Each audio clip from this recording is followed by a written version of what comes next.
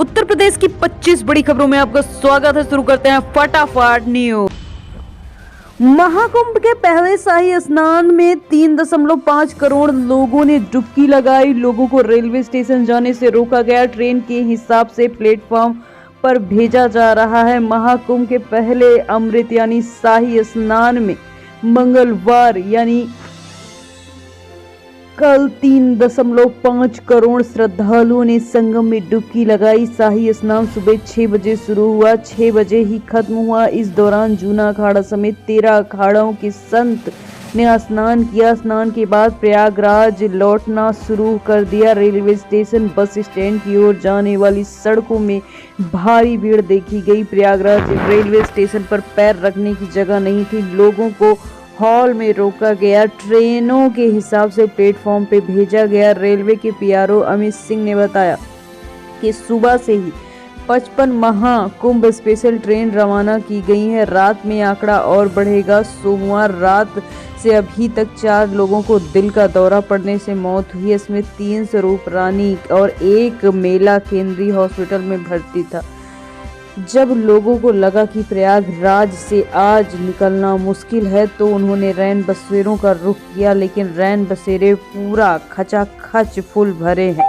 हजारों की संख्या में लोग होटल रैन बसेरे में डेरा डाले हुए हैं। सोमवार के पहले शाही स्नान में पौष पूर्णिमा पर 1.65 करोड़ लोगों ने डुबकी लगाई। यूपी में 5 दिन तक बारिश का अलर्ट। 43 शहरों में कोहरा, विजिबिलिटी शून्य। गाजियाबाद में स्कूल बंद। यूपी में फिर से मौसम ने करवट ली। कई जिलों में बारिश के साथ ओले गिरने के आसार। 15 जनवरी तक मौसम ऐसा ही बना रहेगा। सुबह 43 जिलों में घना कोहरा छाया रहेगा। सहारनपुर में विजिबिलिटी शून्य तक पहुंच गई। वाहन लाइट जलाकर रेंगते हुए चल रहे हैं। ठंड से गाजियाबाद में 8वीं तक के स्कूल बंद है। बच्चों की 18 जनवरी तक छुट्टी है। पहाड़ों पर बर्फबारी की वजह से बारिश के कारण कड़ाके की ठंड पड़ रही है। सोमवार को फतेहपुर में सबसे ठंडा रहा। न्यूनतम तापमान 6.6 डिग्री दर्ज किया गया। वहीं प्रदेश का औसत और अधिकतम तापमान 21 और न्यूनतम पारा 9 डिग्री सेल्सियस दर्ज किया गया। मौसम विभाग के अनुसार आने वाले 2 सप्ताह में 5 पश्चिमी विक्षोभ आएंगे। कानपुर में 57 ट्रेनें लेट से पहुंची हैं। वहीं अभी और भी ठंडी बढ़ सकती है। पश्चिमी विक्षोभ के चलते 15 जनवरी से फिर से बारिश की संभावना है। लगातार आ रहे पश्चिमी विक्षोभ के कारण सर्दी बन रही है। त्रिकोणीय विक्षोभ के चलते बादलों की हवा जारी रहेगी। आने वाले दिनों में ठंड और भी बढ़ सकती है। देवरिया, गोरखपुर, संत कबीर नगर, कुशीनगर, महाराजगंज, सिद्धार्थनगर, बलरामपुर, श्रावस्ती, बहराइच, लखीमपुर खीरी, सहारनपुर, शामली, मुजफ्फरनगर, बिजनौर, मुरादाबाद, रामपुर, बरेली, पीलीभीत, वाराणसी, जौनपुर, गाजीपुर, आजमगढ़, मऊ, बलिया, बस्ती, गोंडा, सीतापुर, हरदोई, फर्रुखाबाद, बाराबंकी, सुल्तानपुर, अयोध्या, अम्बेडकर नगर, बागपत, मेरठ, गाजियाबाद, हापुड़, गौतम बुद्ध नगर, बुलंदशहर, अमरोहा, शाहजहांपुर, संभल और बदायूं में घना कोहरा छाया रहेगा, जो कि 19 जनवरी तक यही हाल रहेगा। विजिबिलिटी 10 से 100 मीटर के आसपास देखने को मिल सकती है।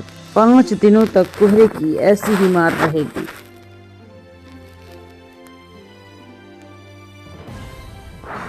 कैबिनेट मंत्री आशीष पटेल का नया नारा, लड़ेंगे तो जीतेंगे। गोरखपुर में संजय निषाद के मंच पर बोले, हम डरते नहीं, आवाज उठाते हैं। गोरखपुर के कैबिनेट मंत्री आशीष पटेल और निषाद पार्टी के मुखिया डॉक्टर संजय निषाद एक मंच पर दिखे।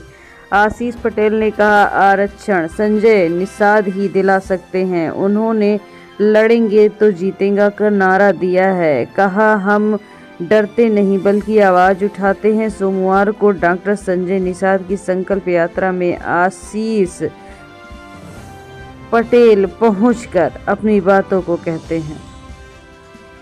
गोरखपुर में गुरु गोरखनाथ को चढ़ाई 1000 क्विंटल खिचड़ी। 15 लाख श्रद्धालुओं ने दर्शन किया। मकर संक्रांति पर पहली बार हेलीकॉप्टर से बरसाए गए फूल। गोरखपुर के गोरखनाथ मंदिर में मकर संक्रांति को श्रद्धालुओं ने 2000 क्विंटल खिचड़ी चढ़ाई। खिचड़ी चढ़ाने का सिलसिला अब भी जारी है। सुबह 4 बजे से श्रद्धालु लगातार मंदिर में पहुंच रहे हैं। अभी तक 15 लाख श्रद्धालु ने दर्शन किया है। सबसे पहले सीएम योगी आदित्यनाथ ने गुरु गोरखनाथ को ब्रह्म मुहूर्त में पीठाधीश्वर के रूप में खिचड़ी भोग लगाया। इसके बाद नेपाल राज परिवार की ओर से आई गई खिचड़ी चढ़ाई गई। महाकुंभ में अमृत स्नान की 25 तस्वीरें। कंधे पर कबूतर बैठाकर पहुंचे बाबा नागा संत ने लगाया काला चश्मा, खूब हुई तलवारबाजी। महाकुंभ का पहला अमृत स्नान नागा संतों की अद्भुत दुनिया। कोई चश्मा लगाए, कोई तलवार पकड़े, किसी के हाथ में डमरू, किसी के हाथ में त्रिशूल, भाला, गदा, घोड़े, ऊंट, रथ पर सवार होकर हर हर महादेव का उद्घोष हो रहा है। नागा साधु अपने गुरु के साथ संगम पहुंच चुके। महाकुंभ में सोशल मीडिया इन्फ्लुएंसर साध्वी के रूप में हर्षा रिछारिया ने इंस्टाग्राम पर 9 लाख से अधिक फॉलोअर कमाए। बोली, सुकून की तलाश में यहाँ आई हूँ, मैं कोई साध्वी नहीं हूँ। प्रयागराज में 13 जनवरी महाकुंभ की शुरुआत हो चुकी है। 14 जनवरी मकर संक्रांति के दिन भक्त जुटे रहे। 3 करोड़ से ज्यादा लोगों ने डुबकी लगाई है। वहीं कुंभ में टेक से लेकर ग्लैमरस तक की दुनिया की हस्तियां पहुंच चुकी हैं, जो आस्था की डुबकी संगम में लगा रही हैं। महाकुंभ में 5 घंटे में 4500 लोग बिछड़ गए। खोया पाया केंद्र पर परिवार से मिलाया गया। यहाँ हर वक्त 300 लोग अपने परिवार को ढूंढते रहते हैं। महाकुंभ सड़क से घाट तक श्रद्धालुओं की भीड़ ही भीड़ है। 500 मीटर की दूरी तय करने में 1 घंटे से ज़्यादा वक्त लग जाता है। अमृत स्नान के समय सुबह 9 बजे तक यानी 5 घंटे में करीब 45 लोग बिछड़ गए। डिजिटल खोया पाया केंद्र में अनाउंस कर उन्हें दूसरे से मिलाया गया। दरोगा की पत्नी ने ही लूट लिया घर, ताला तोड़ते हुए सीसीटीवी में कैद। कानपुर एसआईटी ने माना ब्लैकमेलर, एफआईआर दर्ज किया। कानपुर के तैनात दरोगा की पत्नी बुलंदशहर घर ताला तोड़कर सारा सामान लूट लिया है। इसका सीसीटीवी फुटेज सामने आया है। दरोगा ने बुलंदशहर एसएसपी से इसकी शिकायत की। कानपुर कमिश्नर को ताला तोड़ने के सीसीटीवी भी सौंपे गए। अलीगढ़ में 50 परिवारों को ईसाई बनाने से रोका गया। गर्गी कन्या गुरुकुल में हुआ स्वागत। यज्ञ, मांस और शराब से दूर रहने का संकल्प। अलीगढ़ में सनातन धर्म को छोड़कर ईसाई बनने जा रहे 50 परिवारों को समझाया गया। वैदिक मंत्रों से हवन उच्चारण के बीच इन परिवारों को सनातन धर्म और संस्कृति के बारे में बताया गया। इसके बाद परिवार ने संकल्प लिया वो कभी भी किसी धर्म के लोगों के बहकावे में नहीं आएंगे।